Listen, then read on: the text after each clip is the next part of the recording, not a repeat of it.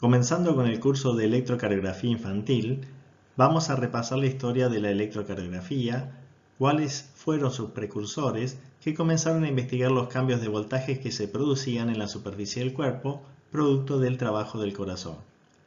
Estamos al comienzo de una nueva era de la electrocardiografía, potenciada por la inteligencia artificial, como ya veremos más adelante, donde podremos predecir, diagnosticar y tratar patologías mucho más eficientemente con solo mirar un electrocardiograma.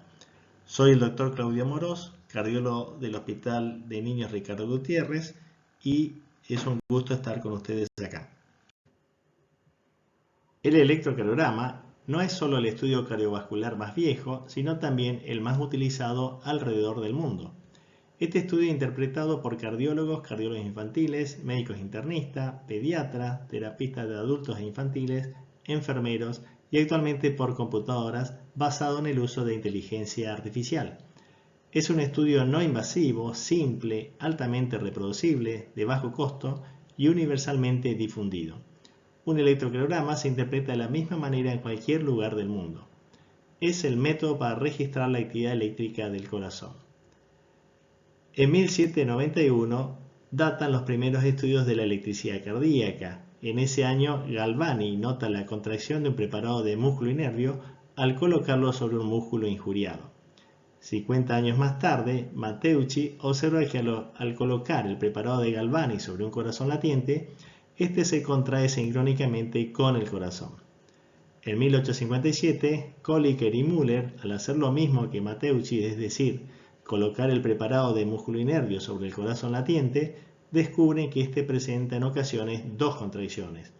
La primera ocurre justo antes de la sístole cardíaca y es correspondiente a la onda R, y la segunda, que es seguida más tardíamente, corresponde a la diástole y es comparable con la onda T. La más importante contribución a la evolución del electrocardiograma fue la introducción del manómetro capilar por Gabriel Littmann en 1872. Con este instrumento, por primera vez, se podía registrar los cambios de voltaje generados por el corazón en la superficie del cuerpo. El instrumento consistía en un fino tubo de vidrio relleno con mercurio e inmerso en ácido sulfúrico. El aparato detecta el cambio de la tensión superficial de los dos fluidos contiguos por la acción de una fuerza electromotriz aplicada desde el exterior. Este cambio de tensión fue magnificado y registrado en un papel fotográfico, como pueden ver en la parte inferior del gráfico, donde la letra E representa el electrocardiograma, la H los movimientos del tórax y la T el tiempo, que era de 0,05 segundos. Su gran sensibilidad permite medir hasta 10 milésimas de voltio. En 1887, Augusto Waller registra exitosamente desde la superficie del cuerpo los cambios generados por el corazón gracias al manómetro de Littmann, y es el primer pionero de la electrocardiografía y se cree que él introdujo el nombre de electrocardiograma. Para detectar los cambios se sumergían las extremidades en solución salina y una se conectaba al extremo con mercurio y la otra al extremo con el ácido sulfúrico. El movimiento por esa diferencia de potencial era registrado en el papel fotográfico. En 1903, Einthoven construye matemáticamente una curva utilizando los datos de un registro del manómetro capilar de Littmann, y el resultado es muy similar al de un electro, como podemos ver aquí abajo en la figura, donde podemos observar la onda P, el QR, ST y el ST. No se sabe el origen de la elección de los términos de P, Q, R, ST para las distintas ondas del electro. Sin duda, Augusto Waller, de la Asociación Británica de Medicina, fue el pionero de la electrocardiografía. Aquí lo vemos en la foto con su perro Jimmy, el cual también le realizaba registros electrocardiográficos. Pero debido al escaso registro de la actividad eléctrica del manómetro, tuvo poca vida útil y fue reemplazado posteriormente por el galvanómetro de cuerda, del cual hablaremos. Aquí vemos la foto de Waller y aquí vemos la foto de Jimmy sumergiendo las patas como electrodos para hacer el registro electrocardiográfico. Hay distintas versiones de cuando Einthoven modifica el galvanómetro de cuerda creado por Adler. El galvanómetro es un aparato que registra la presencia, sentido y dirección de la corriente eléctrica. El galvanómetro de Adler, al igual que otros galvanómetros, se utilizaba para detectar y medir la intensidad de las corrientes eléctricas y fue utilizado en el cable telegráfico transatlántico, que fue un cable submarino tendido a través del Océano Atlántico utilizado para la comunicación telegráfica. Las primeras comunicaciones se realizaron el 16 de agosto de 1858, reduciendo los tiempos de comunicación entre Norteamérica y Europa desde los 10 días a tan solo unos minutos u horas. Los galvanómetros desempeñan un papel crucial en la recepción de las señales telegráficas. Un reporte preliminar del aparato de Einthoven aparece en el año 1901 y esta modificación incrementaba la sensibilidad para registrar la actividad eléctrica. Luego, en otra publicación de 1903, da una información más detallada del aparato junto con un registro de electrocardiograma que se considera el primer registro de electrocardiograma en humano. Acá pueden ver a Einthoven junto al aparato, que era enorme, que pesaba 600 libras y que requería de 5 operarios para que funcionara. Para el galvanómetro de cuerda, los electrodos eran jarras con solución salina donde se sumergían las extremidades. Como pueden ver en el gráfico de abajo, es el primer registro de electrocardiograma en humano publicado en el año 1903. ¿Nos le hace acordar algunos electros que han tenido que informar? Cuando vean un electro actual parecido a este, tiene la misma calidad que hace 120 años y esto ya no es admisible. Deben solicitar que se realice de nuevo con un trazado mucho más digno. El reconocimiento a todo lo aportado por Einthoven se le otorga el Premio Nobel en 1924 y es en 1993 que la Real Oficina Postal de Holanda saca una estampilla conmemorativa sobre el premio ganado por Einthoven. Podríamos decir que las principales contribuciones al electrocardiograma fueron realizadas por Einthoven hasta el año 1913, quien despertó en la comunidad médica un creciente interés por la electrocardiografía. Y una de las mentes más brillantes de la época, Sir Thomas Lewis, se interesó en la génesis de la arritmia y la dispersión de la excitación eléctrica, y fue el que más aportó en este tema hasta 1920, y luego se alejó de la investigación del electrocardiograma por investigar la enfermedad vascular periférica. Este es el aparato usado por Lewis en la Universidad de Cambridge y noten cómo el individuo está sumergiendo el brazo izquierdo y la pierna en los baldes con solución salina, registrando así la derivación D3, que es una derivación bipolar clásica o estándar que estudia la diferencia de potencial entre el miembro superior izquierdo y la pierna. Y esto lo explicaremos en charlas más adelante. También podemos ver que se ha registrado un aleteo auricular donde se pueden ver las ondas F en serrucho del aleteo con distintos grados de bloqueo AB, es decir, un aleteo auricular con bloqueo AB variable. Abajo podemos ver donde se habrán realizado una maniobra vagotónica para abrir la arritmia y donde se hace más evidente las ondas de serrucho por el bloqueo AB más intenso.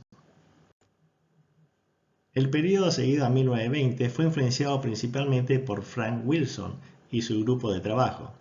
En 1934 describe la utilización de un electrodo explorador indiferente usado en el tórax para seguir el curso del infarto, y estas se denominaron las derivaciones precordiales.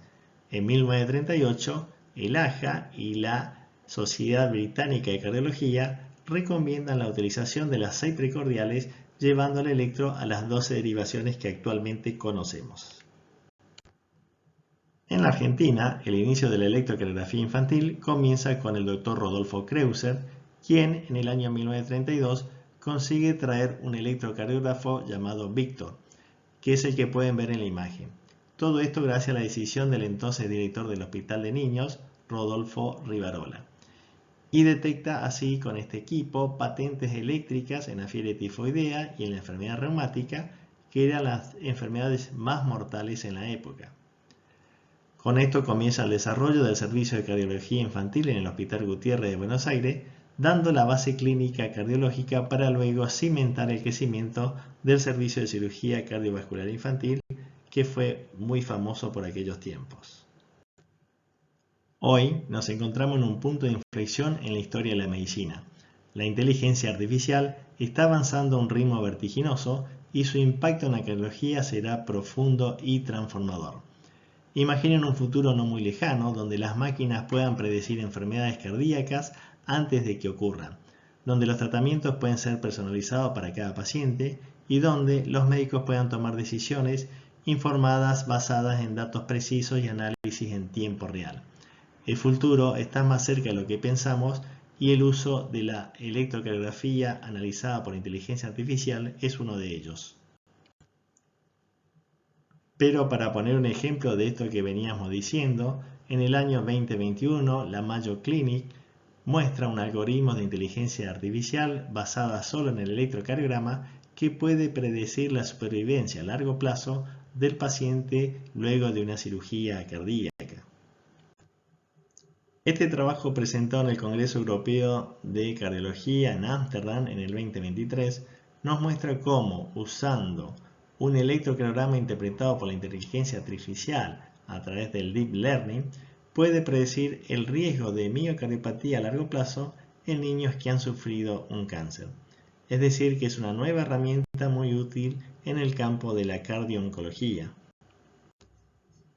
También vemos en este otro trabajo que la interpretación del electro por inteligencia artificial puede predecir el riesgo de insuficiencia cardíaca, y al ser comparados con el calculador de insuficiencia cardíaca del estudio ARIC, que tiene un área bajo la curva de la curva ROC de 0,71 y por ejemplo del score Framingham, que tiene una curva de 0,72, el electro interpretado por la inteligencia artificial, el área bajo la curva es de 0,77 y por regresión de Cox es de 0,84, es decir que está mejorando la predicción del riesgo que los scores previos de Framingham.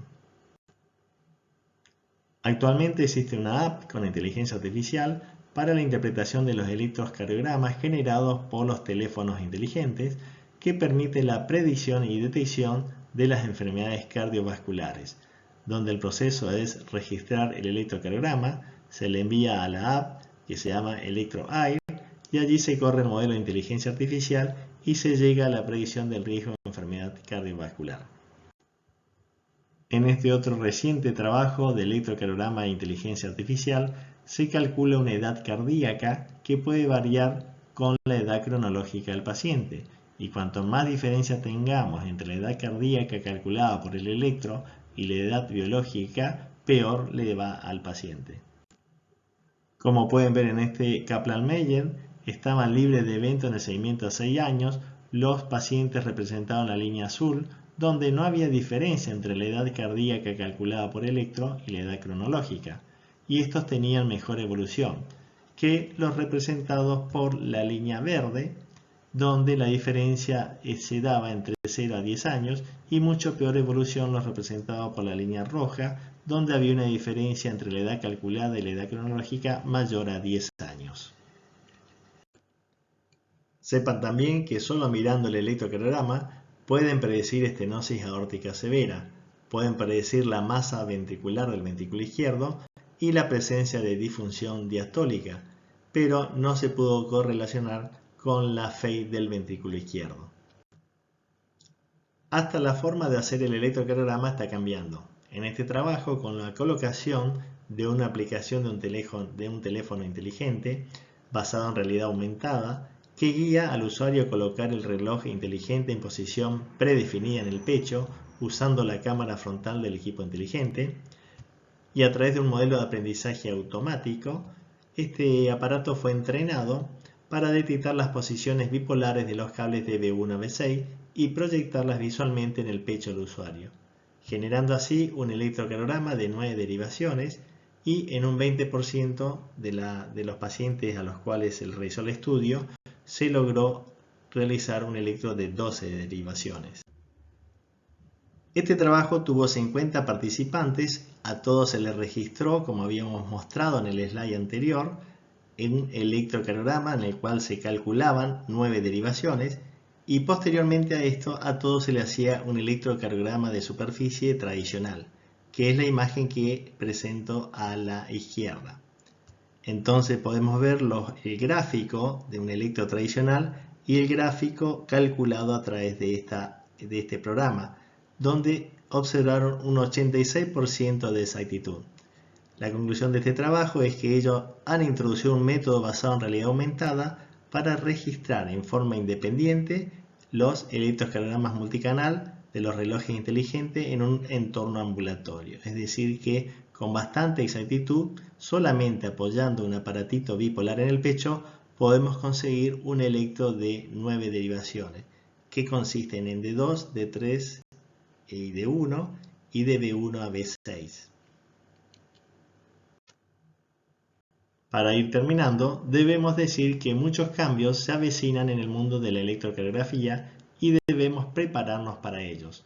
Hemos llegado al final de esta charla. Muchas gracias por su atención.